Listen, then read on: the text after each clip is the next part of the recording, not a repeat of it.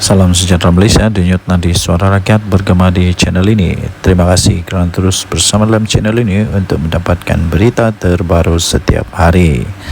Sila tekan butang subscribe, like dan share. Malaysia kita punya, cintai Malaysiaku, kita jaga kita. Kita akan mulakan berita terbaru daripada channel ini. Tekan butang subscribe, like dan share. Salam sejahtera Malaysia, denyut nadi suara rakyat bergema di channel ini. Berita tentang PM Anwar, Datuk Sri Anwar Ibrahim, Perdana Menteri kita, tumbang letak jawatan. Berita tentang kononnya Datuk Sri Anwar Ibrahim akan tumbang, akan letak jawatan kerana ada ura-ura mungkin Barisan Nasional akan tarik Muhyiddin, tarik sokongan Muhyiddin Yassin akan jadi Perdana Menteri ke-11. Itu paling ditunggu-tunggu setakat inilah. Saya nampak semua orang tunggu-tunggu ini. Tapi ya, saya ingin tekankan kepada anda, tuan-tuan dan puan-puan yang dihormati sekalian, ini tidak akan berlaku, ya. Ini tidak akan berlaku. Sehingga ada yang paling lucu, ada yang lucu juga, sampai ada orang lucu, saya rasa lucu, orang beri komen kepada video saya, kata begini, kalau Muhyiddin angkat sumpah, dia akan angkat sumpah di mana? Di planet Marik kah, di planet Pluto kah? Ada lagi yang lagi lucu, orang kata ya, dia akan angkat sumpah di Istana Negara, di tandas Istana Negara. Itu adalah komen-komen lucu lah. Okey, jadi saya dapat sahkan kepada anda bahawa semua itu tidak akan berlaku lah, tidak akan berlaku. PM Anwar tidak akan tumbang untuk pada ketika ini, untuk ketika ini.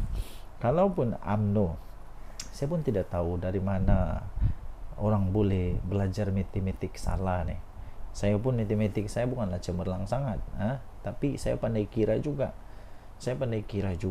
Kalau sekarang jumlah yang ada beri sokongan kepada Perdana Menteri Datuk Seri Anwar Ibrahim itu, kalau tolak dengan Barisan Nasional keluar daripada kerajaan pun tidak tumbang juga, tidak tumbang. Masih ada majoriti muda.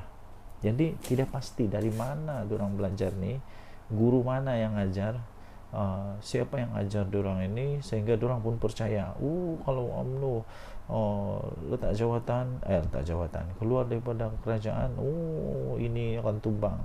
Mana mungkin berlaku. Ini soalan simple lah, matematik simple. Saya fikir ni matematik darjah 2 ni. Takkanlah orang yang terror sampai boleh bagi ISO 14001, tak boleh fikir itu. Yang paling lucu lagi, ada lagi yang lebih lucu. Konon-kononnya diberitahulah kepada mereka-mereka yang tidak pandai faham-faham ni, yang tidak pandai faham-faham ni, diberitahulah bahawa kalau kita menang di PRK ni, kita boleh ada harapan untuk tumbangkan kerajaan, tukar kerajaan Putrajaya. Ini lagi pelik. Saya tidak faham macam mana diorang boleh percaya dengan cakap-cakap orang begini. Kalau tidak pandai, cakaplah tidak pandai, janganlah memandai-mandai. Tidak mungkin akan ada perubahan. Ini tidak mungkin, macam mana pun tidak akan berlaku. Jadi tuan-tuan dan puan-puan, heran jugalah. Kalau anda pun heran, kalau anda heran juga sama seperti saya heran, mungkin anda boleh tinggalkan komen. Saya pun heran. Saya pun heran, ya. Saya betul-betul heran. Okey. So kita jumpalah. Kita tunggulah apa yang berlaku. Denyut nadi suara rakyat bergema di channel ini. Jangan lupa tekan butang subscribe, like dan share. Malaysia kita punya, cintai Malaysiaku, kita jaga kita. Bye. Salam sejahtera Malaysia. Nampaknya Sanusi makin banyak kes dia di mahkamah ni. Makin banyak kes mahkamah Sanusi. Memang hebat lah, Sanusi ni memang hebat. Kalau dalam bab ini memang dia hebat betul. Banyak dia punya kes mahkamah, dan kebanyakan kes mahkamah dia ini melibatkan apa? Melibatkan mulut dia yang celupar itu. Terbaru untuk kes Hat Sultan kes hasutan perbicaraan Sanusi. Yang ini adalah dia telah dituduh membuat hasutan tentang apa? Mari kita tengok dulu.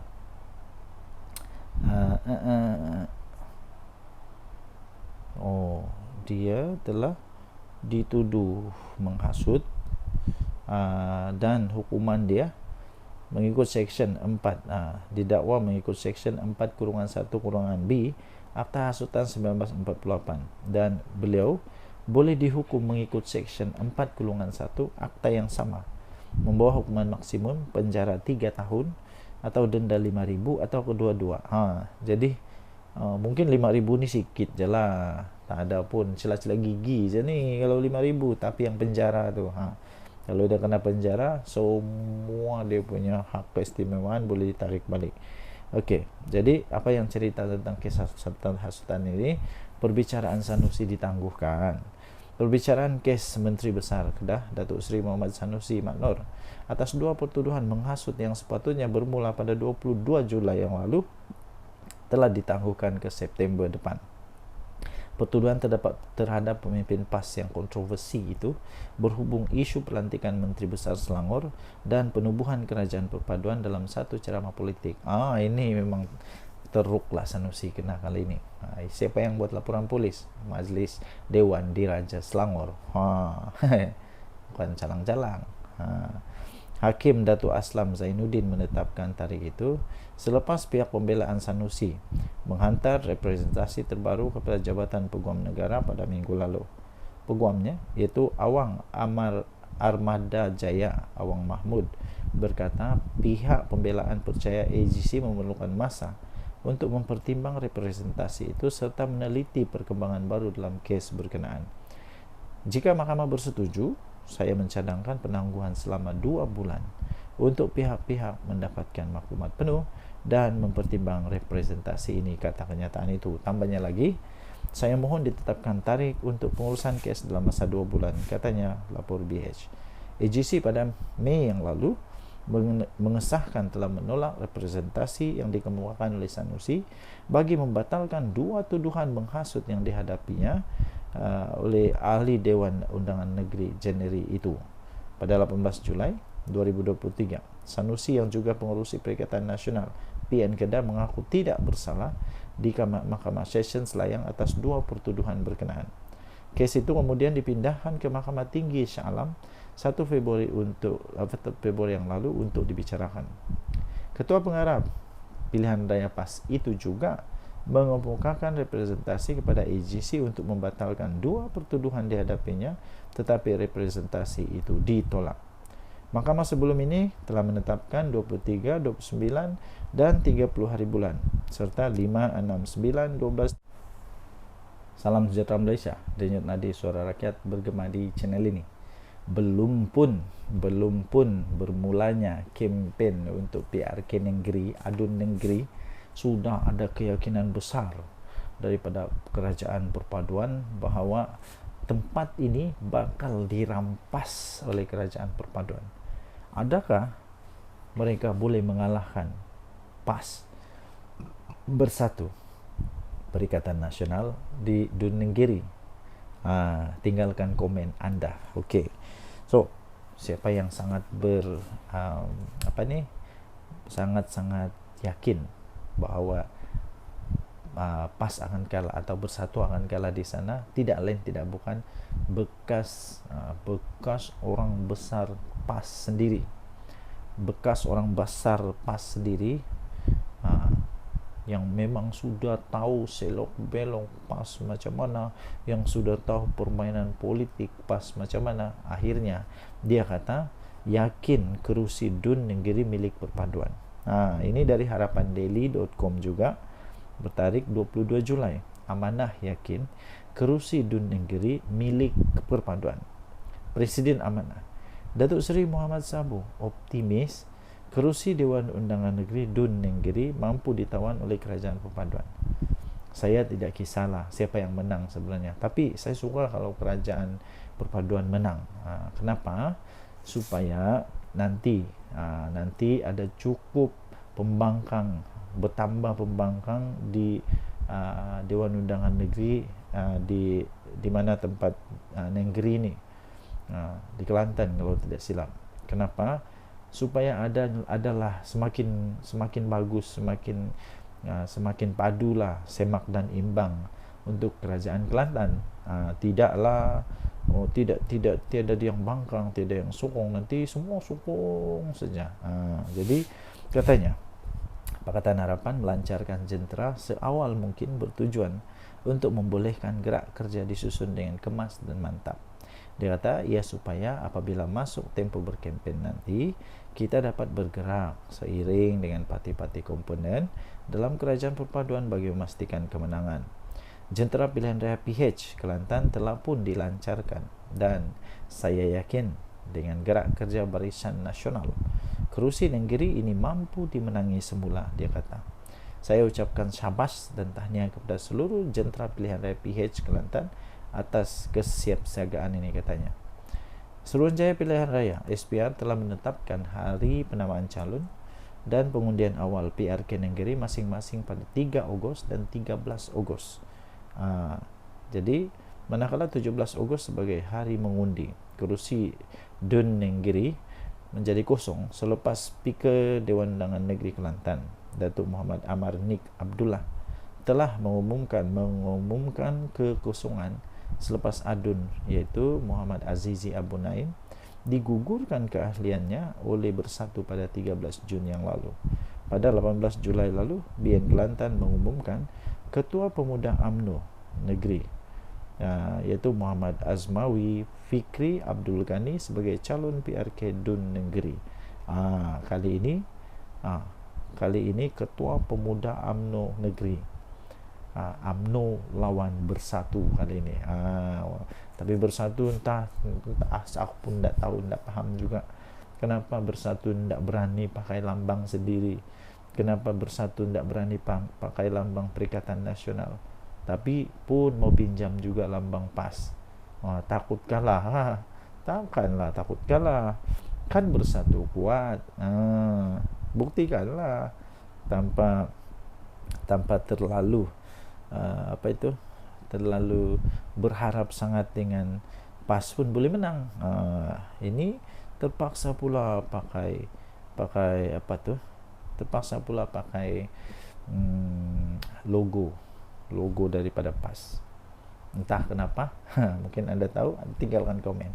Denyut Nadi Suara Rakyat bergema di channel ini. Jangan lupa tekan butang subscribe, like dan share. Bye-bye. Salam sejahtera Malaysia. Denyut Nadi Suara Rakyat bergema di channel ini. Ada juga kebenarannya bila kawan saya kata PAS ni pelik sikit. Kalau dia buat tidak salah. Kalau dia buat tidak salah, malah nanti dia akan keluarkan banyak dalil lah, banyak macam lah. Dia akan keluarkan dalilnya, dia akan buat macam-macam lah, ya, macam-macam. Tapi kalau orang lain buat, semuanya salah. Semua salah, tak ada yang betul kalau orang lain buat. Tapi kalau dia buat, mesti ada dalilnya. Anda setuju kah dengan kawan saya punya kata itu? Kadang-kadang ada benarnya. Termasuk satu ni lah. Waktu DAP bersama dengan PAS, okey je. Nama itu waktu itu kalau saya tidak silap, nama dia Pakatan Rakyat. Waktu itu Pakatan Rakyat, kalau saya tidak silap. Pernah juga di dalam pentas ceramah duduk sebelah Lim Kit Siang adalah Tok Guru Hadi Awang. Kalau tidak silap dialah kot. Kalau saya tidak silap lah. Kalau saya silap bagi tahu lah. Tapi tiada pula orang bising. Malah walaupun semua waktu itu semua okey je. Okey je. Tapi ni ada satu ni. Tiba-tiba saja bila UMNO bersama dengan PAS, seolah-olah Malaysia ni bakal kiamat.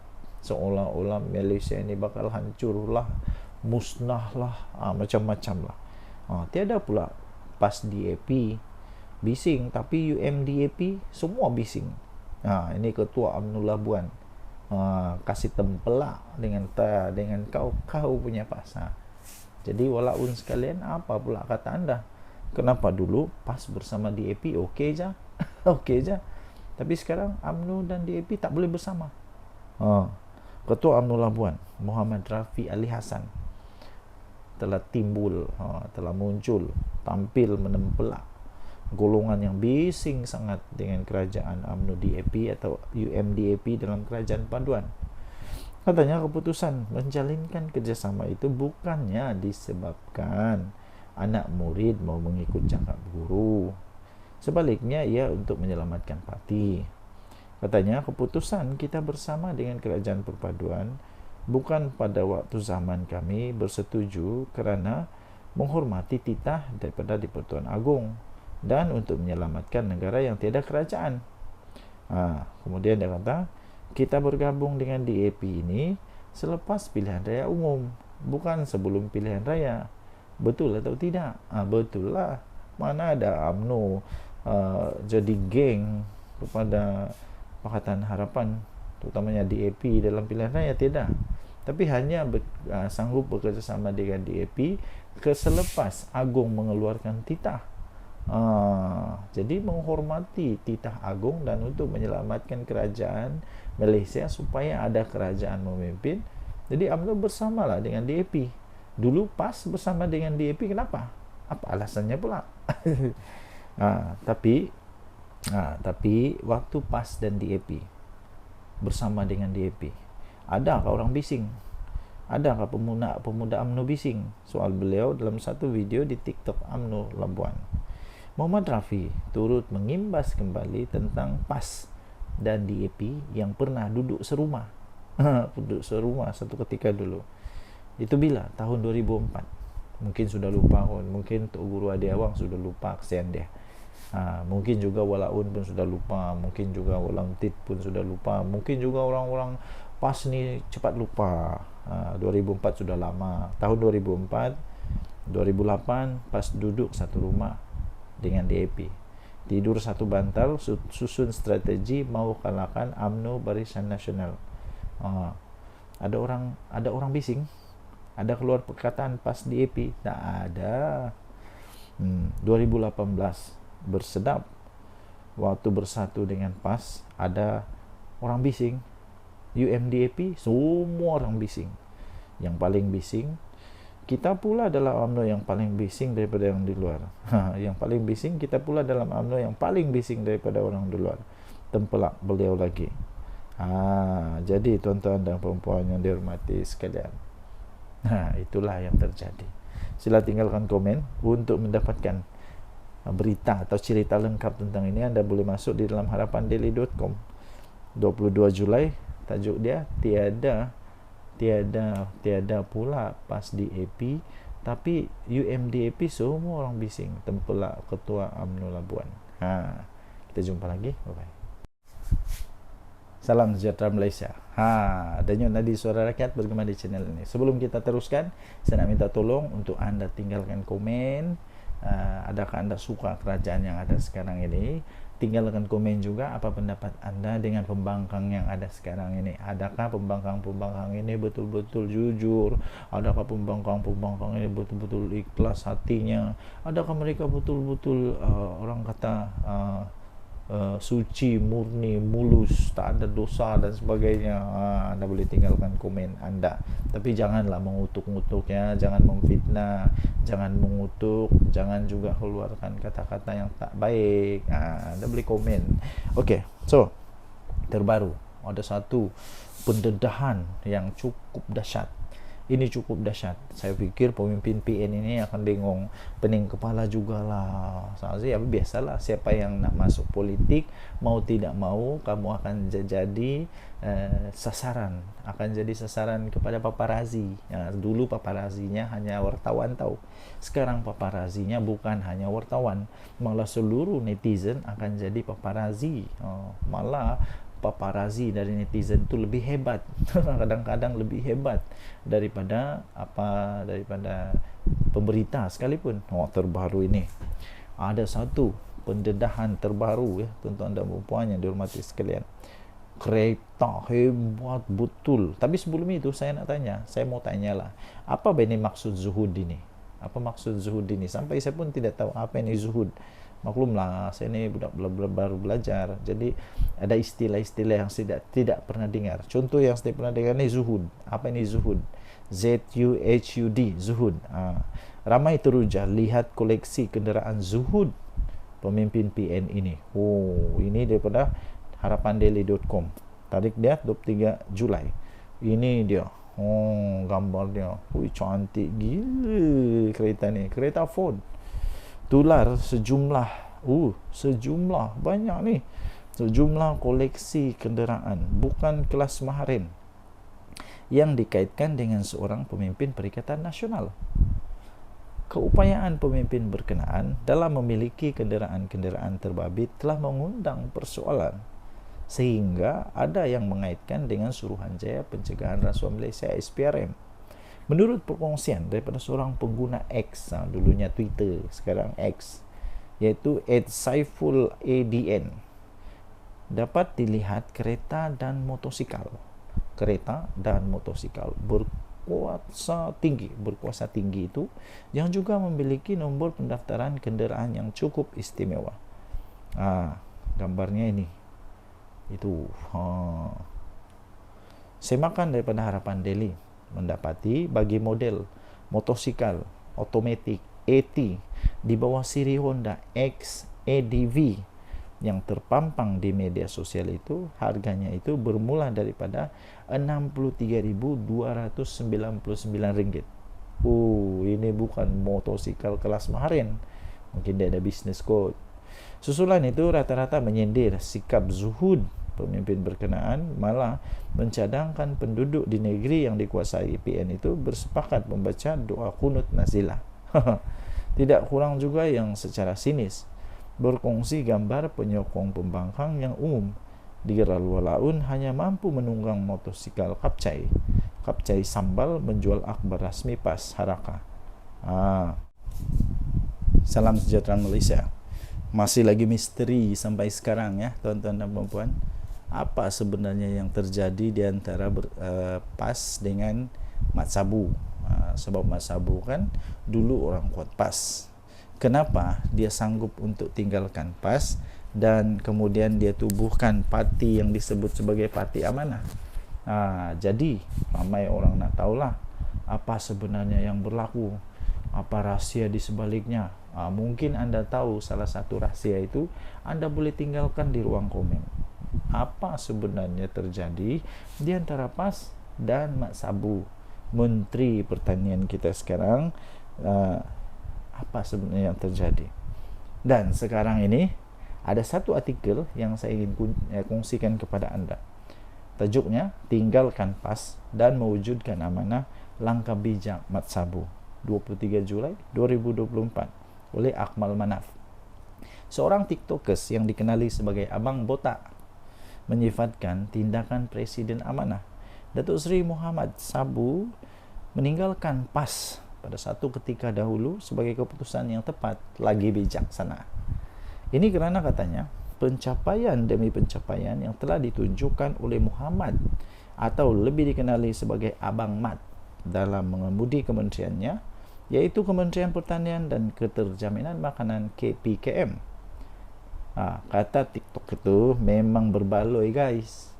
Satu keputusan besar yang diambil oleh Abang Mat satu ketika dulu untuk meninggalkan Parti PAS dan mewujudkan Parti Amanah adalah keputusan yang amat bijak dan tepat sekali.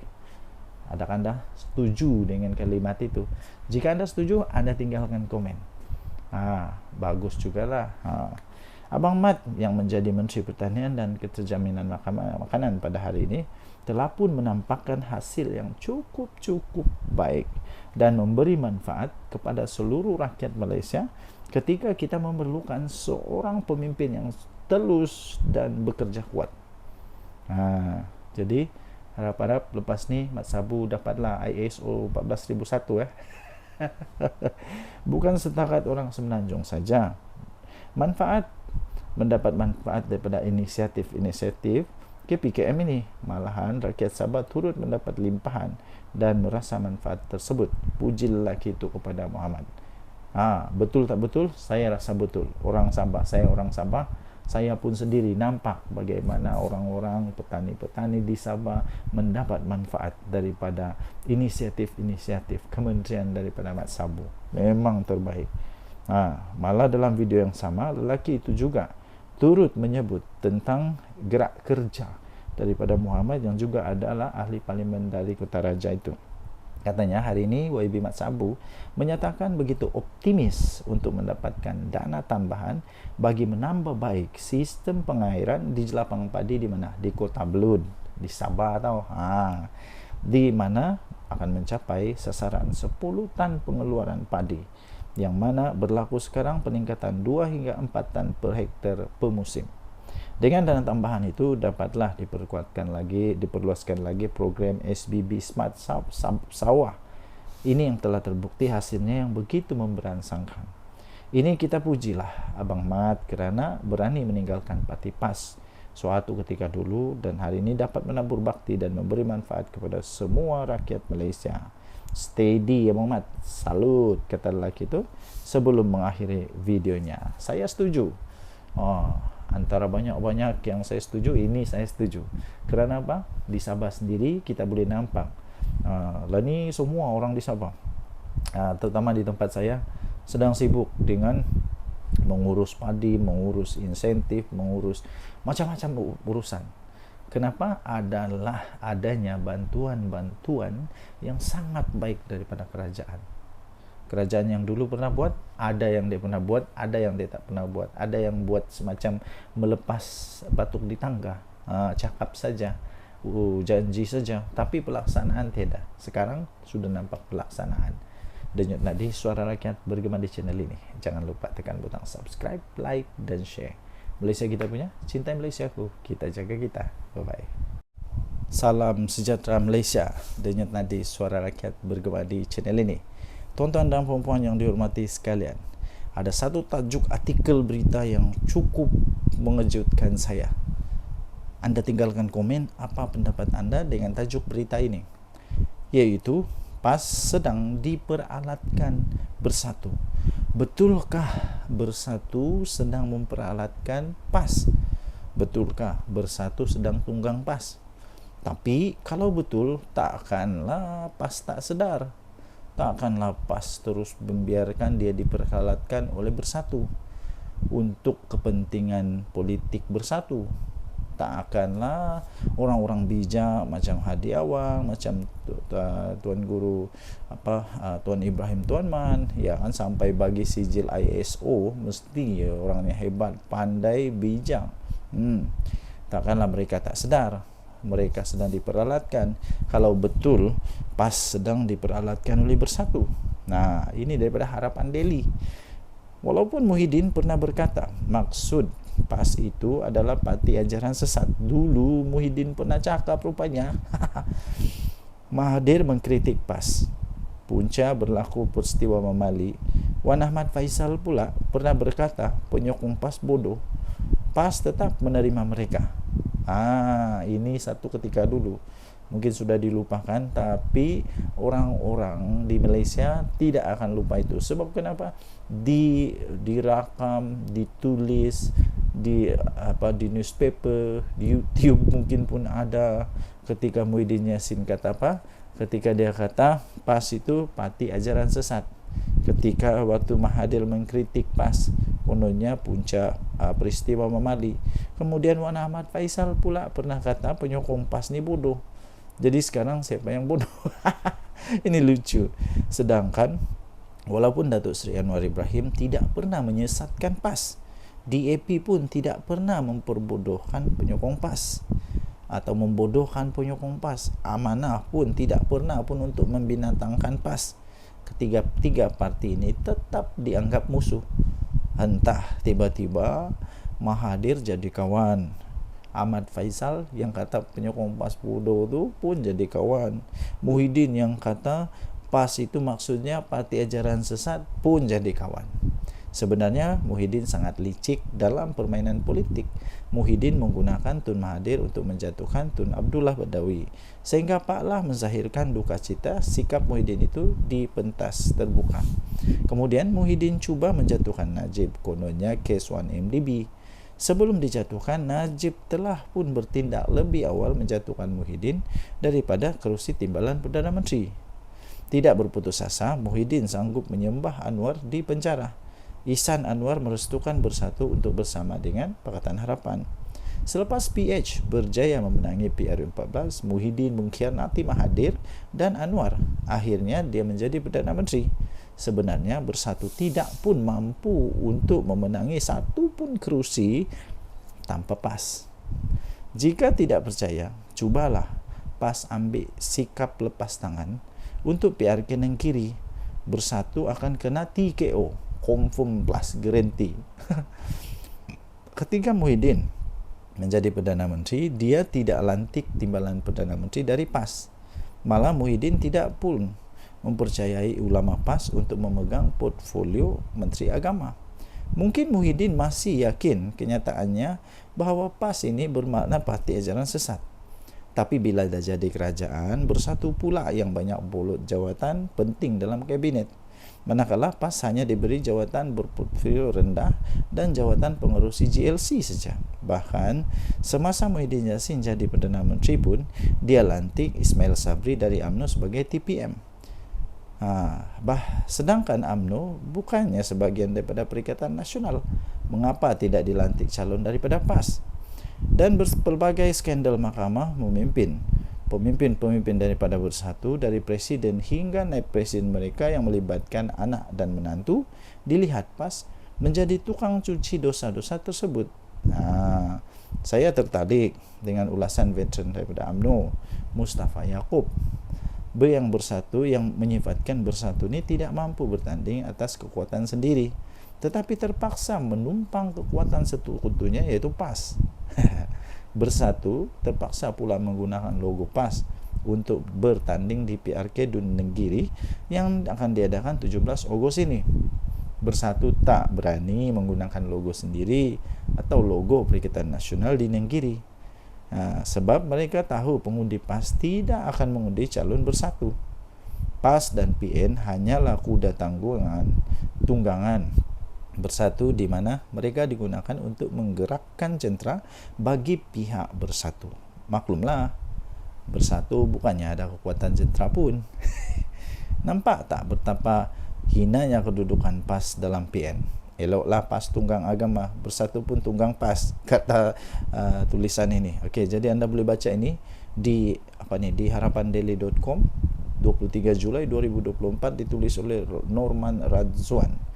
Tajuk dia, PAS sedang diperalatkan Bersatu. Apa pendapat anda dengan tulisan ini? Apa pendapat anda dengan tulisan ini? Anda boleh tinggalkan komen. Denyut Nadir, Suara Rakyat, bergema di channel ini. Bye-bye. Salam sejahtera Malaysia. Denyut Nadir, Suara Rakyat, bergema di channel ini.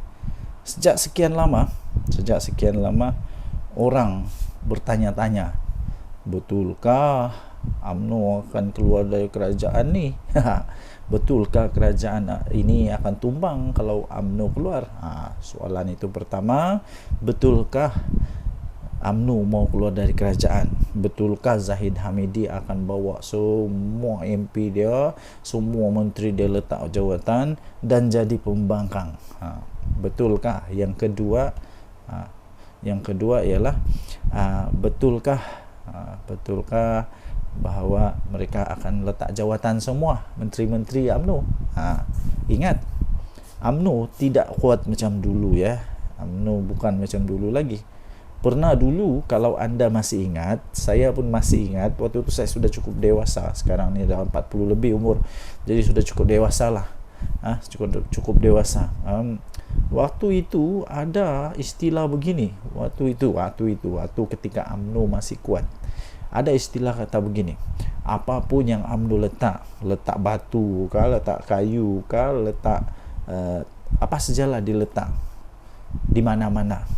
Waktu masih kuat dulu tu, batu pun boleh menang, kayu pun boleh menang, tunggul kayu pun boleh menang. Kura-kura kalau letak jadi calon pun boleh menang dalam pilihan raya waktu itu. Tapi sekarang tidak lagi. Sehingga baru-baru ini ada juga artikel kata begini, kalau UMNO tidak bekerjasama dengan mana-mana parti tidak bekerjasama ataupun dia bertanding secara solo untuk pilihan raya umum ke-15 nanti, menurut artikel itu kata tidak ada harapan untuk UMNO untuk menang besar lagi. Silap-silap Zahid Hamidi boleh kalah, silap-silap Tok Matasan boleh kalah, silap-silap siapa lagi, yang besar-besar lah boleh kalah, silap-silap tumbang dan boleh pupus UMNO ni. Sebab sekarang UMNO bukan macam dulu lagi. Ya, jadi kerana itu ya tuan-tuan dan puan-puan, kalaulah UMNO keluar daripada kerajaan ini, pada pendapat saya, pertama, kerajaan tak perlu risaulah. Tidak perlu risau pun. Kalau dia keluar pun, kerajaan tetap ada majoriti muda.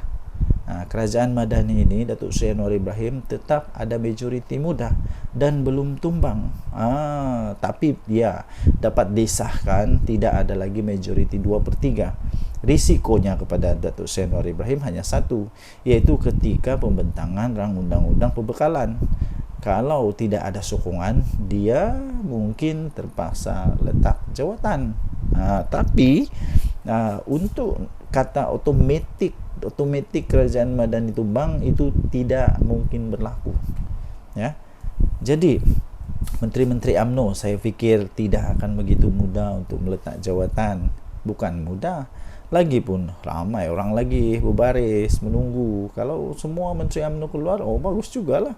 Ada peluang untuk DAP, ada peluang untuk amanah, untuk isi tempat mereka. Ini pun sebenarnya boleh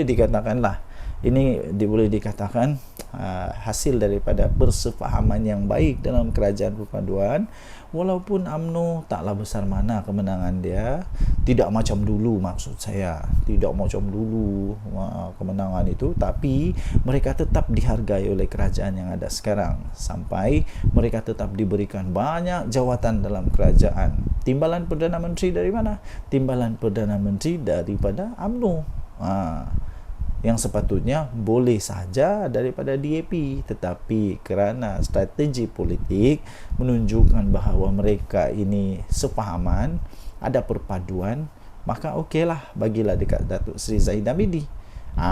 Jadi maksud kata begini, UMNO kena sentiasa ingat bahawa mereka ada sekarang ini menjadi kuat semula, bolehlah dikatakan semakin mengorak langkah untuk menjadi kuat kerana mereka ada satu gabungan persefahaman politik dengan Pakatan Harapan, ya. Jadi hanya satu peluang untuk UMNO dapat menang, ialah dengan bekerjasama dengan Kerajaan Perpaduan, dengan Pakatan Harapan. Kalau tidak, UMNO tak akan boleh kalahkan PAS. Itu for sure lah. UMNO susah untuk kalahkan PAS. Kalau 1 lawan 1, UMNO lawan PAS, memang belum tentu UMNO boleh menang.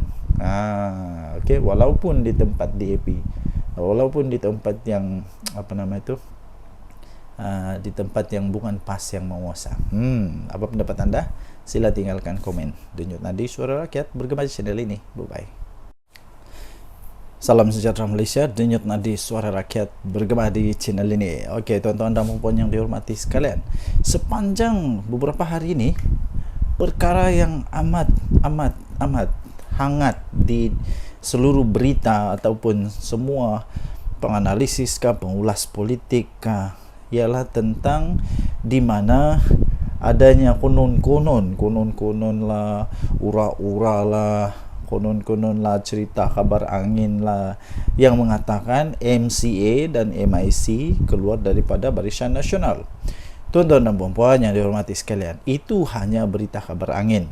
Walaupun begitu, malam ini, hari ini, pagi ini, hari ini, petang ini, apa-apa sajalah masa yang anda tonton video ini, saya ingin nyatakan bahawa tidak ada keuntungan pun kalaulah MCA dan MIC keluar daripada Barisan Nasional. Apa keuntungan bagi mereka? Mungkin anda boleh berikan komen. Apa pendapat anda? Sekiranya MCA keluar daripada Barisan Nasional, adakah yang sanggup untuk menerima mereka sebagai satu gabungan politik, rakan politik di dalam gabungan? Sanggupkah Perikatan Nasional ambil MCA? Sanggupkah Perikatan Nasional untuk ambil MIC? Dan apa kelebihan MCA dan MIC kalau keluar daripada kerajaan? Tidak ada sebenarnya. Jadi tidak ada apa-apa gunanya untuk Barisan Nasional kerugiankah, keuntungankah kalau MCA dan MIC keluar daripada Barisan Nasional. Kerugian tidak pada UMNO, tidak juga kepada kerajaan ini, kerana MIC dan MCA mereka hanya ada berapa kerusi dalam parlimen. Tidak pun sampai 5 kerusi dalam parlimen, hanya berapa saja MIC berapa kerusi dalam parlimen. Tidak akan menggugat apa-apa, tidak akan menjadikan kerajaan yang sekarang ada ini tumbangkah, apalagi kalau tukar kerajaan, tidak mungkin akan berlaku. Walaupun sebenarnya secara faktanya pun, andai kata Barisan Nasional semua keluar daripada kerajaan pun, kerajaan Madani ini tidak akan tumbang pun, tetap akan kekal menjadi kerajaan sekurang-kurangnya sampai pada PRU 16 nanti. Tuan-tuan dan puan yang dihormati sekalian, jika begitu, apa sebenarnya sebab untuk Barisan Nasional kehilangan MCA dan MIC? Tidak ada apa-apa sebab pun. Lainlah kalau kita cakap tentang UMNO, mungkin mereka kecewa tentang Najib Razak, mungkin mereka kecewa tentang banyak perkara-perkara yang mungkin saja. Tapi untuk MIC dan MCA tidak ada apa-apa isu pun yang mereka boleh timbulkan. Mereka malah perlu bersyukur, berterima kasih kepada kerajaan ini, kerana walaupun jumlah mereka yang sedikit macam tu pun, tapi tetap dianggap amat penting oleh kerajaan Madani ini. Jadi tuan-tuan dan puan yang dihormati sekalian, pada pendapat saya, ini pendapat saja ya, semua orang ada pendapat masing-masing. Anda boleh bantah, Anda boleh bangkang pendapat yang saya utarakan ini, terpulang kepada Anda. Sekiranya MIC dan MCA nak keluar, kalau pendapat saya, UMNO tak payah nak tergeh-geh pun, untuk pujuk MCA atau MIC ni. Biar pergi kat mereka lah. Mereka nak pergi bergabung dengan PAS kah, nak bergabung dengan Bersatu kah, terpulanglah. Mau buat pergabungan baru. Kalau sekarang ini ada Perikatan Nasional, mungkin selepas ini ada Perikatan Paling Nasional. Tak kisahlah. Yang penting pada pendapat saya, kalau mereka nak keluar, biar pergi kat mereka. Mungkin mereka suka untuk jadi pembangkang, dipersilakan. Tapi setakat ini semua itu hanya kabar angin. Dan kalau mereka keluar pun, tiada apa-apa pun kerosakan kepada kerajaan ini. Jadi apa pendapat anda? Sila tinggalkan komen anda. Sekiranya MCA dan MIC mau keluar, apa pendapat anda? Betulkah mereka mau keluar? Mungkin anda ada sumber yang lain yang mengatakan mereka mau keluar. Tapi pada pendapat saya, tidak akanlah mereka keluar untuk setakat ini, kerana tidak ada apa-apa keuntungan pun. Dan saya fikir UMNO tidak akan tergugat pun. UMNO tidak pun rasa kecil hati kalau mereka keluar. Tinggalkan komen, tekan butang subscribe, denyut nadi Suara Rakyat bergema di channel ini. Bye-bye. Salam sejahtera Malaysia, denyut nadi Suara Rakyat bergema di channel ini. Okey, tuan-tuan dan puan yang dihormati sekalian, sepanjang beberapa hari ini, perkara yang amat hangat di seluruh berita ataupun semua penganalisis pengulas politik ialah tentang di mana adanya konon-konon lah, ura-ura lah, konon lah, cerita kabar angin lah yang mengatakan MCA dan MIC keluar daripada Barisan Nasional. Tuan-tuan dan puan yang dihormati sekalian, itu hanya berita kabar angin. Walaupun begitu, malam ini, hari ini, pagi ini, hari ini, petang ini, apa-apa sajalah masa yang anda tonton video ini, saya ingin nyatakan bahawa tidak ada keuntungan pun kalaulah MCA dan MIC keluar daripada Barisan Nasional. Apa keuntungan bagi mereka? Mungkin anda boleh berikan komen. Apa pendapat anda? Sekiranya MCA keluar daripada Barisan Nasional, adakah yang sanggup untuk menerima mereka sebagai satu gabungan politik, rakan politik di dalam gabungan? Sanggupkah Perikatan Nasional ambil MCA? Sanggupkah Perikatan Nasional untuk ambil MIC? Dan apa kelebihan MCA dan MIC kalau keluar daripada kerajaan? Tidak ada sebenarnya. Jadi tidak ada apa-apa gunanya untuk Barisan Nasional kerugiankah, keuntungankah kalau MCA dan MIC keluar daripada Barisan Nasional? Kerugian tidak pada UMNO, tidak juga kepada kerajaan ini, kerana MIC dan MCA mereka hanya ada berapa kerusi dalam parlimen. Tidak pun sampai 5 kerusi dalam parlimen. Hanya berapa saja, MIC berapa kerusi dalam parlimen. Tidak akan menggugat apa-apa. Tidak akan menjadikan kerajaan yang sekarang ada ini tumbang, apalagi kalau tukar kerajaan, tidak mungkin akan berlaku. Walaupun sebenarnya secara faktanya pun, andai kata Barisan Nasional semua keluar daripada kerajaan pun, kerajaan Madani ini tidak akan tumbang pun, tetap akan kekal menjadi kerajaan sekurang-kurangnya sampai pada PRU 16 nanti. Tuan-tuan dan puan yang dihormati sekalian, jika begitu, apa sebenarnya sebab untuk Barisan Nasional kehilangan MCA dan MIC? Tidak ada apa-apa sebab pun. Lainlah kalau kita cakap tentang UMNO, mungkin mereka kecewa tentang Najib Razak, mungkin mereka kecewa tentang banyak perkara-perkara yang mungkin saja. Tapi untuk MIC dan MCA tidak ada apa-apa isu pun yang mereka boleh timbulkan.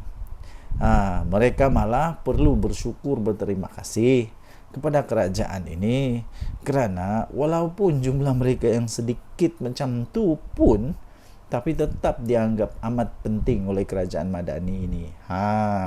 Jadi tuan-tuan dan puan yang dihormati sekalian, pada pendapat saya, pendapat saja ya, semua orang ada pendapat masing-masing. Anda boleh bantah, Anda boleh bangkang pendapat yang saya utarakan ini, terpulang kepada Anda. Sekiranya MIC dan MCA nak keluar, kalau pendapat saya, UMNO tak payah nak tergeh-geh pun, untuk pujuk MCA atau MIC ni. Biar pergi kat mereka lah. Mereka nak pergi bergabung dengan PAS kah, nak bergabung dengan Bersatu kah, terpulanglah. Mau buat pergabungan baru. Kalau sekarang ini ada Perikatan Nasional, mungkin selepas ini ada Perikatan Paling Nasional. Tak kisahlah.